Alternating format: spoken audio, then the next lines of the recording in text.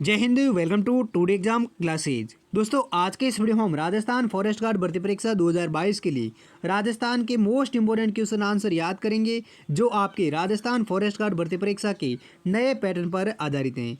अगर दोस्तों आप भी राजस्थान फॉरेस्ट गार्ड भर्ती परीक्षा की तैयारी कर रहे हैं तो इस वीडियो को लास्ट तक जरूर देखें और इन सभी राजस्थान के मोस्ट इंपोर्टेंट क्वेश्चन आंसर को जरूर याद करें, क्योंकि दोस्तों ये सभी क्वेश्चन है जो बार बार रिपीट होने वाले मोस्ट इंपोर्टेंट क्वेश्चन आंसर हैं। इसलिए इस वीडियो को लास्ट तक जरूर देखें और इन सभी क्वेश्चनों को जरूर याद करें। तो चलिए देखते हैं आज का पहला क्वेश्चन। पहला क्वेश्चन है, राव जोधा ने मंडोर पर अधिकार कब किया था?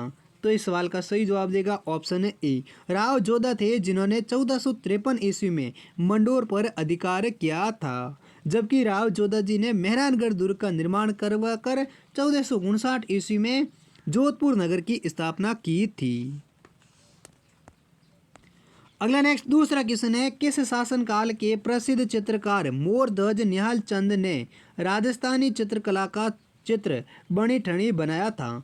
तो इस सवाल का सही जवाब देगा ऑप्शन डी। महाराजा सावंत सिंह के शासनकाल के प्रसिद्ध चित्रकार जिनका नाम था मोरध्वज निहाल चंद, जिन्होंने राजस्थानी चित्रकला का चित्र बनी ठनी बनाया था।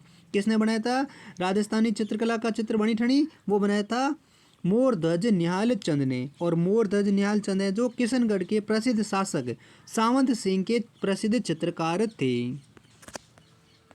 नेक्स्ट अगला तीसरा क्वेश्चन है, बाड़मेर प्रिंट किस नाम से जाना जाता है? तो इस सवाल का सही जवाब देगा ऑप्शन बी। बाड़मेर प्रिंट है जो अजरक प्रिंट के नाम से भी जाना जाता है। और अजरक प्रिंट वह प्रिंट होता है जो लाल और नीले रंग से छपाई करना ही अजरक प्रिंट कहलाता है। और अजरक प्रिंट कहाँ का प्रसिद्ध है? बाड़मेर का प्रसिद्ध है। नेक्स्ट अगला चौथा क्वेश्चन है, राजस्थान में बीहड़ भूमि का सर्वाधिक विस्तार किस जिले में है? तो इस सवाल का सही जवाब देगा ऑप्शन डी। राजस्थान में बीहड़ भूमि का जो सर्वाधिक विस्तार है वो धौलपुर जिले में है। धौलपुर जिले में 1800 वर्ग किलोमीटर के क्षेत्रफल में बीहड़ का विस्तार है। कितने किलोमीटर? 1800 वर्ग किलोमीटर। और किस जिले में बीहड़ भूमि का सर्वाधिक विस्तार है? धौलपुर जिले में।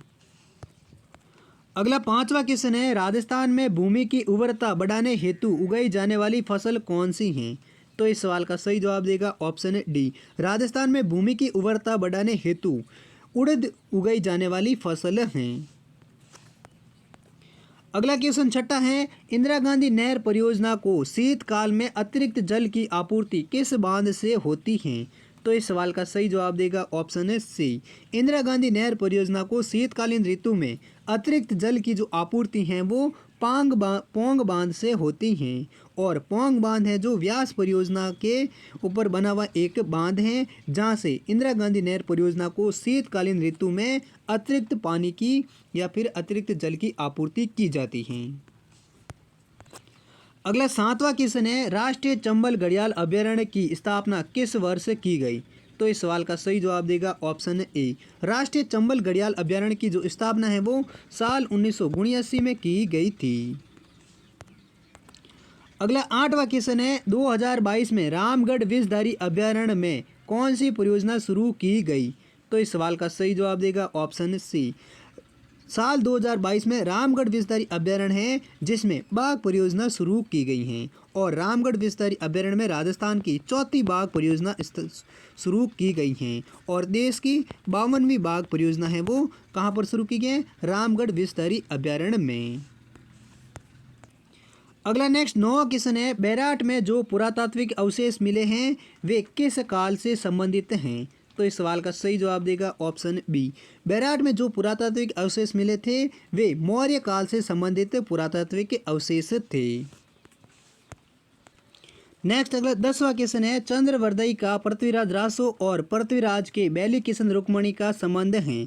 तो इस सवाल का सही जवाब देगा ऑप्शन ए। चंद्रवर्दई का पृथ्वीराज रासो और पृथ्वीराज के बैली किशन रुक्मणी है वो चारण साहित्य से संबंधित हैं। और चारण साहित्य हैं वो डिंगल भाषा में लिखे गए साहित्य हैं।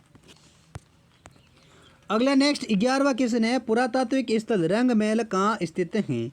तो दोस्तों इस सवाल का सही जवाब है वो आप कमेंट सेक्शन में लिखकर जरूर बताइए। सवाल है, पुरातात्विक स्थल का रंगमहल ऑप्शन है जैसलमेर, बाड़मेर, हनुमानगढ़ या धौलपुर, इन चारों जिलों में से कहाँ पर स्थित हैं ये आप कमेंट में लिखकर जरूर बताइए।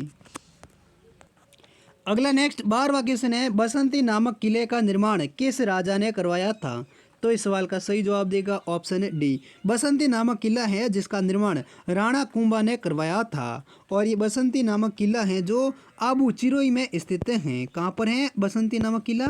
आबू सिरोही में ये किला स्थित है जिसका निर्माण राणा कुंभा ने करवाया था।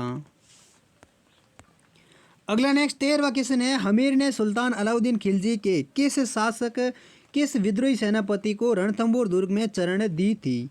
तो इस सवाल का सही जवाब देगा ऑप्शन बी। हमीर थे जिन्होंने सुल्तान अलाउद्दीन खिलजी के विद्रोही सेनापति जिनका नाम था मीर मोहम्मद शाह, जिनको रणथंभौर दुर्ग में शरण दी थी। किसने दी थी? राणा हमीर ने। और किसको दी थी? वो थे सुल्तान अलाउद्दीन खिलजी के विद्रोही सेनापति जिनका नाम था मीर मोहम्मद शाह। अगला नेक्स्ट 14वां क्वेश्चन है, एक तारागढ़ का किला अजमेर में स्थित है तो दूसरा तारागढ़ का किला किस जिले में स्थित है? तो इस सवाल का सही जवाब देगा ऑप्शन है डी। एक तारागढ़ का किला जिला अजमेर जिले में स्थित है जबकि दूसरा तारागढ़ का किला है वो बूंदी जिले में स्थित है। अगला 15वां क्वेश्चन है, चित्तौड़गढ़ की किस रानी ने बादशाह हुमायूं से मदद मांगी थी? तो इस सवाल का सही जवाब देगा ऑप्शन ए। चित्तौड़गढ़ की रानी कर्मावती थी जिन्होंने बादशाह हुमायूं से मदद मांगी थी।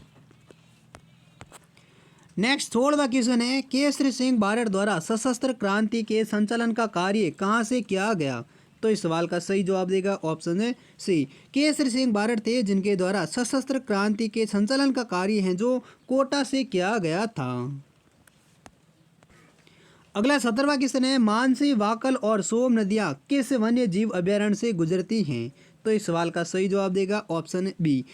उदयपुर जिले में स्थित फुलवारी की नाल है जहां से मानसी, वाकल और सोम नदियां निकलती हैं। किस अभयारण्य वन्य अभयारण्य से? फुलवारी की नाल से। और ये कहाँ पर स्थित है? उदयपुर में स्थित हैं। अगला नेक्स्ट 18वां क्वेश्चन है, राजस्थान का औसत जनसंख्या घनत्व प्रति वर्ग किलोमीटर 2011 में क्या है? तो इस सवाल का सही जवाब देगा ऑप्शन सी। यानी राजस्थान में 2011 की जनगणना के अनुसार जनसंख्या घनत्व प्रति वर्ग किलोमीटर है वो 200 प्रति व्यक्ति किलोमीटर हैं, जबकि पूरे भारत का जनसंख्या घनत्व है वो 382 प्रति वर्ग किलोमीटर रहा था। अगला नेक्स्ट 19वां क्वेश्चन है, राजस्थान में हरित क्रांति की शुरुआत कौन सी पंचवर्षीय योजना में हुई थी? तो इस सवाल का सही जवाब देगा ऑप्शन बी। राजस्थान में हरित क्रांति की जो शुरुआत है वो तृतीय पंचवर्षीय योजना में हुई थी। और तृतीय पंचवर्षीय योजना का समय काल कौन सा था ये आप कमेंट सेक्शन में लिखकर जरूर बताइए।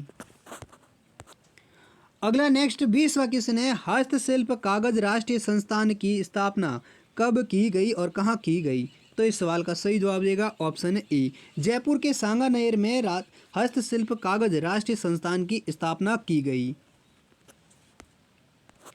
अगला 21वां क्वेश्चन है, सोडवाड़ी, पाटवी, रतलामी, उमड़वादी आदि उपबोलियां हैं। तो इस सवाल का सही जवाब देगा ऑप्शन बी। मालवी की हैं जो सोडवाड़ी, पाटवी, रतलामी, उमड़वादी हैं वो एक उपबोलियां हैं। किसकी? मालवी बोलियां की। नेक्स्ट अगला 22वां क्वेश्चन है, सर प्रताप ने जोधपुर में किस झील का निर्माण करवाया था? तो इस सवाल का सही जवाब देगा option D. Sir Pratap Singh थे जिन्होंने 1872 ईस्वी में जोधपुर में कायलाना झील का निर्माण करवाया था। किस झील का? कायलाना झील का। और कब करवाया था? 1872 में सर प्रताप सिंह ने। नेक्स्ट अगला 23वां क्वेश्चन है, अनेक खिड़कियों और झरोके से सुसज्जित खेतड़ी महल स्थित हैं। तो इस सवाल का सही जवाब देगा ऑप्शन है ए। खेतड़ी झुंझुनू में अनेक खिड़कियों और झरोकों से सुसज्जित खेतड़ी महल स्थित हैं। और ये बहुमंजिले भव्य भवन है जो लखनऊ का भूलभुलैया और जयपुर के हवा महल की झलक भी इस खेतड़ी महल में देखी जा सकती हैं। और इस खेतड़ी महल का निर्माण है वो खेतड़ी के महाराजा गोपाल सिंह ने ग्रीष्मकालीन विश्राम स्थल के रूप में करवाया था।